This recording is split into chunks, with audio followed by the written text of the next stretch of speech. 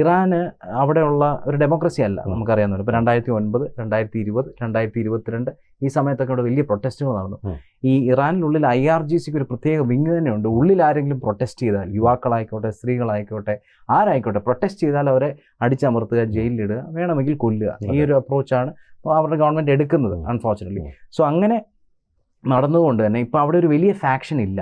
ഇപ്പോൾ നമുക്കിപ്പം കാനഡ അങ്ങനെ രാജ്യം, പക്ഷേ കാനഡ എടുക്കാം. കാനഡയിൽ കൺസർവേറ്റീവ് പാർട്ടിയുണ്ട്, ലിബറൽ പാർട്ടിയുണ്ട്. ഇപ്പോൾ ലിബറൽ പാർട്ടിയാണ് വീണ്ടും നേതൃത്വത്തിൽ വന്നിരിക്കുന്നത്. പക്ഷേ കൺസർവേറ്റീവ് പാർട്ടിയുടെ നേതാവായിട്ടുള്ള പിയർ പോളിയോ എന്ന് പറഞ്ഞ ലീഡറുണ്ട്. അവർക്ക് 45% വരുന്ന കൺസർവേറ്റീവ്സ് ഉണ്ട്. നാളെ ഇങ്ങനെ സംഭവിച്ചാൽ യുദ്ധത്തിനോ സമരത്തിനോ ഇറങ്ങാൻ 45% വരുന്ന ജനസമൂഹമുണ്ട് ഇറാനിൽ. പക്ഷേ അങ്ങനെ ഒരു സമൂഹമില്ല, അവർക്കൊരു ലീഡറില്ല.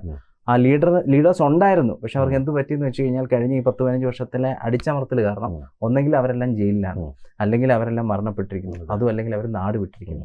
അപ്പോൾ ഇറാനെ സംബന്ധിച്ചിടത്തോളം റെജീം ചേഞ്ച് എന്ന് പറഞ്ഞാൽ ഇസ്രായേലിന് വളരെ ബുദ്ധിമുട്ടും ലോകത്തിനും മിഡിൽ ഈസ്റ്റിനും ഒരുപാട് പ്രശ്നങ്ങളും ഉണ്ടാക്കിയേക്കാവുന്നത് കൊണ്ട് അമേരിക്ക ഉൾപ്പെടെ വേണ്ടെന്ന് വെച്ചൊരു കാര്യമാണെന്ന് വേണേൽ പറയാം. കാരണം ആയത്തുള്ള ഖമേനി പോലും ഭയന്ന് ബങ്കറിലിരിക്കുന്ന ഒരു സിറ്റുവേഷൻ നമ്മൾ കണ്ടു. അപ്പോൾ ആ ഒരു സിറ്റുവേഷനിലോട്ട് എത്തിക്കാൻ സാധിച്ചത് ഒരുപക്ഷെ അമേരിക്കയുടെ വിജയമാണ്.